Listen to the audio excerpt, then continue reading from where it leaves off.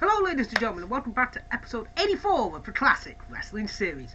Guys, tonight I wanted to do something a little bit different. Wrestlemania was a few days ago, and Raw after Mania, wow, it was bad. But what would happen about 7 years ago after WrestleMania 30?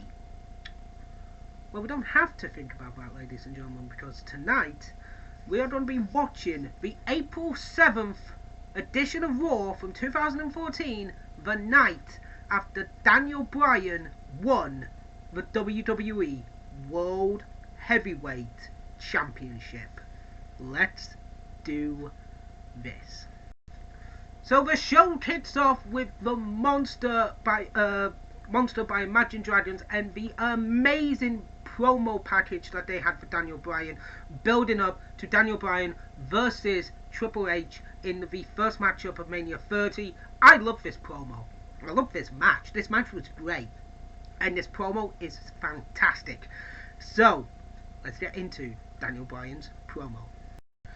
So, we just have Daniel Bryan's promo, and the fans do not even let him speak. They literally are chanting yes for like 2 minutes, going to a "you deserve it" chant. And to be honest, Daniel Bryan does deserve it. They did try to recreate this moment with Kofi Mania, and they did succeed to a point, but they couldn't capture the pure essence of this moment, I think, personally, with Kofi. They did capture it to a degree, just not as good. But with that being said, this was an amazing moment. Just being able to be there live to see that moment would have been incredible. Mental to think about. And we have Triple H, the buzzkill, come out to be like, yay, I'm challenging you for the world title. I don't care. I don't give a fuck about these fans. Don't give a fuck about you. I'm going to challenge you for the world title, and I'm going to beat you tonight. And Daniel the first time he speaks, he just goes, you're not getting in the ring? Okay then. Walks up to him. Yes! Yes! Yes! Brilliant! And then at the end, he just accepts by going yes. So that was big. The other big thing that's coming on tonight is, well, Brock Lesnar beat the streak as well. Which was nuts to think about, ladies and gentlemen. Crazy to think about. So we've got Batista and Randy Orton backstage now, turning around and basically whining and bitching and moaning that Triple H is challenging Daniel Bryan for the title. So we'll get to that bit in a moment, ladies and gentlemen. So we basically have those guys being like, well, we deserve a match, I deserve a match, fuck off. But Batista and Randy Orton challenge for the tag team titles against the Usos tonight, and Hunter easily drops in with being that Evolution is going to be coming back soon. Oh yeah. And now, a big pop, Daniel Bryan? No, Bray Wyatt's here with Luke Harper, Eric Rowan, the original Wyatt family. Let's do this. So our first matchup of the night, ladies and gentlemen, is a 6-man tag, the Wyatt family versus John Cena, Sheamus and Big E. Oh my god, the crowd loved Bray Wyatt and the Wyatt family. They cheered them, they booed Big E and Sheamus, unfortunately. Even though they did nothing wrong, it was just because of the 6-man tag. But this match was very entertaining. It was a good match. Bray Wyatt is just fucking brilliant in this role. He is so perfect, so great. Harper's also perfect. This is just Mania. This is basically just a 6-man tag to get Bray over, and that was achieved. And oh god, we've got Fandango and Summer Rae coming out now, and oh my god, everybody's Fandangoing. I remember when I went to Raw, and the UK crowd is different. We were just Fandangoing all night during the commercial breaks as well. It was bloody hilarious, guys. But again, 6-man tag was great. Big E's power is shockingly awesome, and his jumping ability is awesome as well. This match was really good. Bray Wyatt gets the win on Big E after Sister Abigail. This would carry on with John Cena versus Bray Wyatt in a steel cage match, if I recall. So the feud is still going at this point, which is a good thing. And yeah, Rowan and Harper would go for the tag team titles as well against the Usos. So it's setting up a lot. And now, ladies and gentlemen, oh sweet merciful Jeebus, we have Santino Marella with Emma versus Fandango with Summer Rae. Oh, sweet merciful Jesus, I forgot about this match. I believe it is a mixed tag match. I could be wrong on that one, but let's watch it. So we just had Emma and Santino versus Summer Rae and Fandango. This was entertaining, to say the least. It was a mixed tag that just needed to chill the crowd out. I don't think there's going to be any other big like matches, bar the 6-man tag and the main event coming up, which is Daniel Bryan versus Triple H. But this was entertaining. It was good to a point. Not a fan of it, but it was good. Emma and Santino get the win. Now, Brock Lesnar to come out and gloat about winning at WrestleMania 30. I remember back in the day when I watched this video. I watched this live because a friend of mine was live at the show. In fact, I have a map of Mania 30 just off camera. In fact, let me just bring the camera up a bit. There it is. So that map there was bought at WrestleMania 30. It was bought in New Orleans, and I do apologise, guys. I have something planned coming up tonight. My friend went to WrestleMania 30 and watched this match and was so upset. She was so happy when John Cena won, but she was so upset that Undertaker lost. It was her first Mania she's been to, and she really wanted Undertaker to win.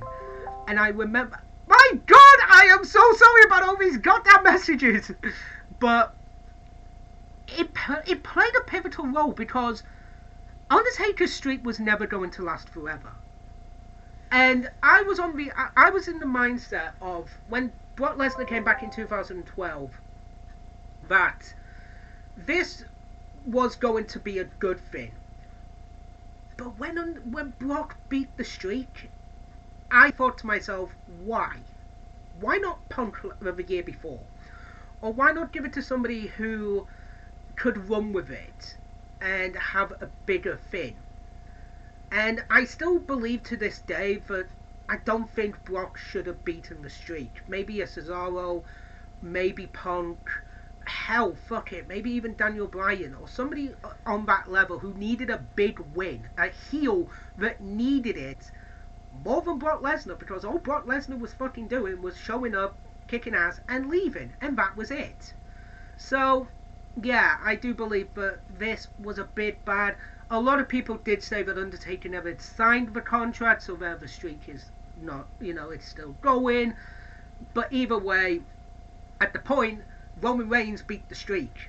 So to those fans, yeah, at WrestleMania 32, Roman Reigns beat Undertaker, so the streak was over at that point. But that's my opinion. So let's listen to this, ladies and gentlemen.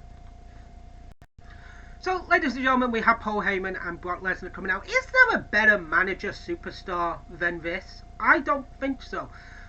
But, yes, Brock Lesnar did beat the streak. Beat, to a lot of people. Was it a big deal? The fans hated Brock Lesnar for this, and it shows. But Paul Heyman is a god on the mic.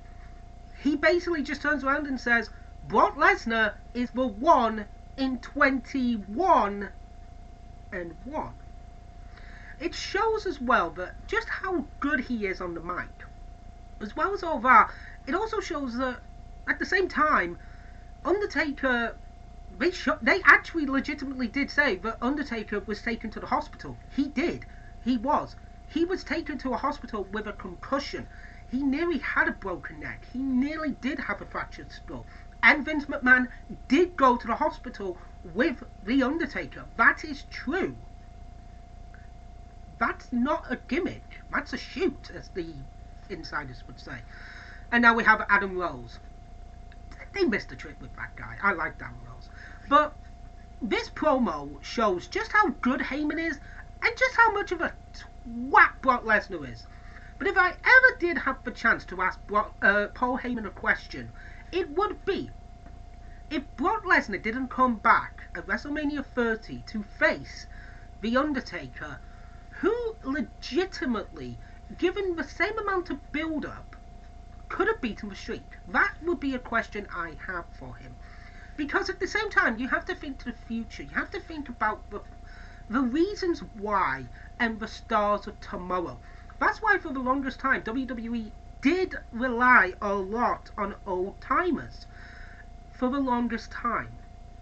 They're trying to do that now, especially with Raquel Gonzalez, Bianca Belair, and Rhea Ripley being the women's champions of their respective brands. Raquel Gonzalez is NXT, Bianca Belair is SmackDown, and Rhea Ripley's Raw if you didn't watch WrestleMania. So they're doing it now, but at the same time, you do sense that the old guard is coming back. More specifically, Charlotte Flair coming back and stating her claim for the Raw Women's Championship. Really don't want to see that, guys, no offense. So now we have Batista and Randy Orton versus the Usos. Let's watch this match and see how good this is going to be a good match. Orton can work, Batista can work, and the Usos can work. This will be good. So we just had Randy Orton and Batista versus the Usos for the tag team titles, and this wasn't a match. This was an angle to set up the future match with the Shield and Evolution going forward. It was basically just a count-out DQ for both teams at the end of the day. I wouldn't really call it a match again. I would call it an angle coming up. So yeah, again, those two teams would face off. So I believe our next moment is Rob Van Dam. Okay, I believe this is RVD versus Damien Sandow, I want to say. Yes, so it's RVD versus Damien Sandow. Let's watch this match. So we just had RVD. He returned. I can't remember what from, but he returned versus Damien Sandow. This was basically just a RVD showcase, just spinning back heel, rolling thunder, the frog splash, the leg drop against the barricade for the 1-2-3, and we've now got Bad News Barrett versus Rey Mysterio. Let's watch this, shall we? So we just had Rey Mysterio versus Bad News Barrett. Again, Barrett being cheered, Mysterio being booed. It's a weird thing, but ladies and gentlemen, Bad News Barrett gets the win after the bull hammer from the top rope on Rey Mysterio for the 1-2-3. Rey hit the 619, gloated for a millisecond too soon, and bam, the bull hammer for the win. I love Barrett. I think he was a really good fit in WWE. Should have been the first ever British born champion, but hey ho, shit like that happens. But ladies and gentlemen, coming up now, I believe, is going to be another promo from Alex Rose? Axel Rose. Adam Rose, and then we're going to have another matchup. So let's get to that matchup. So we just had Alexander Rusev versus Zack Ryder. This was pretty much just a squash match. This was to build up the badass in Rusev. And to be honest, it did work. There was a lot of USA chants, which get a bit boring, especially with the whole Russian versus America thing. It gets stale. But Alexander Rusev was able to pull this off, with Lana as well.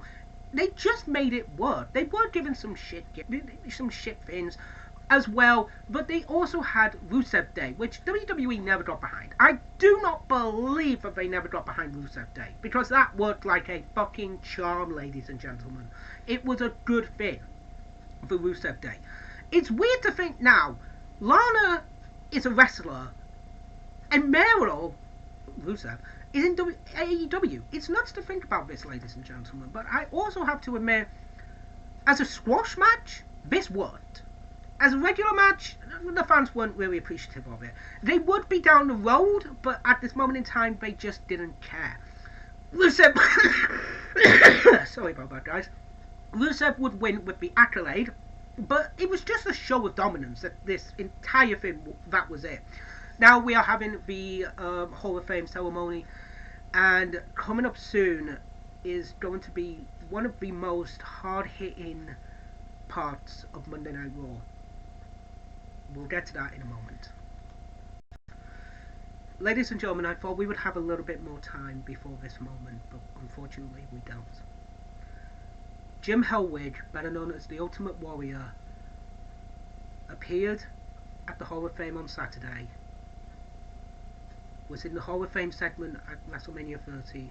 He would perform this promo on Monday Night Raw, and then sadly would pass away the very next day. That is why we have the Warrior Award. There are some things that I do not agree with from the Warrior that has been said over the years, but you cannot take away from the performer. The performer was controversial to say the least, but this promo, ladies and gentlemen, is very sombering and a very personal promo to me and to a lot of other people who enjoyed The Ultimate Warrior and enjoy wrestling on a whole, ladies and gentlemen. If you can, there is a link in the description to this video. I'm sure there will be a video on YouTube. Please watch it and just listen to its words, because they are very, very sombering. So with that, ladies and gentlemen, we're going to jump to our next segment. I'm not going to talk about this promo. I'll have the link in the description below. So we've got AJ Lee talking, and she's saying about the savior of the Divas division. And oh my God, Paige, what the fuck? I forgot about this debut. Oh my God, Paige debuts tonight. Shit, I forgot about it. Okay. Oh, wait a minute. Doesn't she? Oh my God, she challenges. Yes. Okay, Paige is here. Fuck yes. I am so happy Paige is here. So let's find out what goes on. Oh my God, I forgot Paige debuted tonight. Holy shit! So Paige comes out to basically congratulate AJ and be like, yes, so well done. AJ basically acts like a complete bitch, slaps AJ, challenges her for the Divas title, then basically beats her up for a little bit, then hits the I believe it's the Widowmaker on Paige, turns it into the Paige Turner, I think that's what they call it. 1, 2, 3, Paige is the new Divas champion! Yes! I forgot this! Weirdly, this was also documented in the Fighting for My Family DVD that WWE and Paige put together. Which I've actually been told is actually really good. It's got Nick Frost in it and obviously Paige. But weirdly, they don't show footage of this match. I believe it's the actress and I believe it was Selena Vega playing AJ, if I recall. AJ Lee. Which is a bit weird. Why don't they just show footage of the actual match itself? I haven't seen the movie, so I need to watch it. But this was a big deal at the time.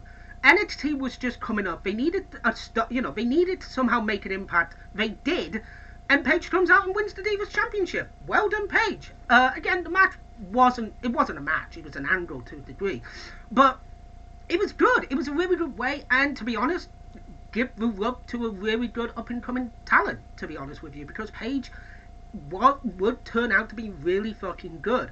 So next up, guys, we have the Andre the Giant Memorial Battle Royal Trophy presentation for Hulk Hogan and Cesaro. So we'll watch that, then watch the next match, and we'll talk about both in the same segment.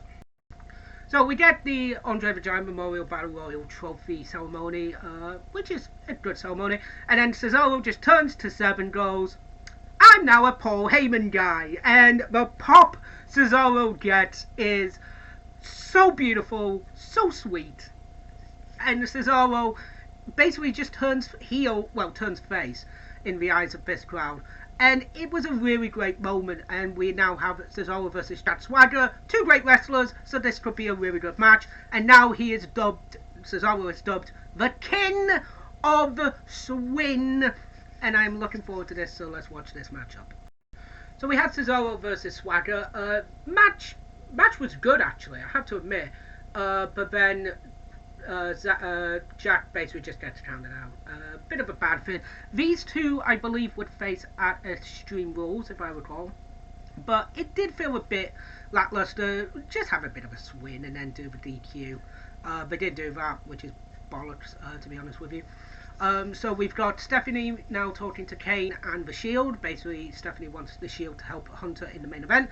And our main event is Daniel Bryan versus Triple H for the World Heavyweight Championship. Let's do this match.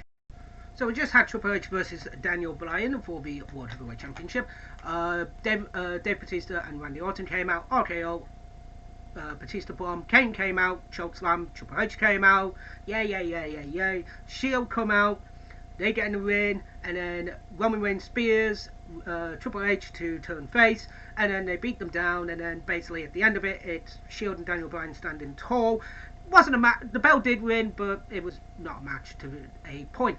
But it was entertaining nonetheless. So what did I think of this Raw after Mania? it was a good Mania. Matches were okay, but it was more of a just let's have fun night, and that happened. We had Page debut, we have RVD's return, we have the Shield turning heat face, we have Cesaro moving away from Seth Coulter into Paul Heyman's camp, and it was a really good show. For Raw After Mania, it was a really good show. So, ladies and gentlemen, that is episode 84, Out of Sight, Out of Mind, Out of Pocket. Where we're going next week? Well, since we've got another pay-per-view coming up in a month's time, I think we're going to go and make a quick stop over there. Or maybe a mini-series, we'll see. Ladies and gentlemen, thank you so much for watching. I will see you later tonight for my AEW Dynamite review, or it might be in the morning. I don't know which one just yet, ladies and gentlemen. So, thank you very much for watching, and I will see you later tonight. TTFN.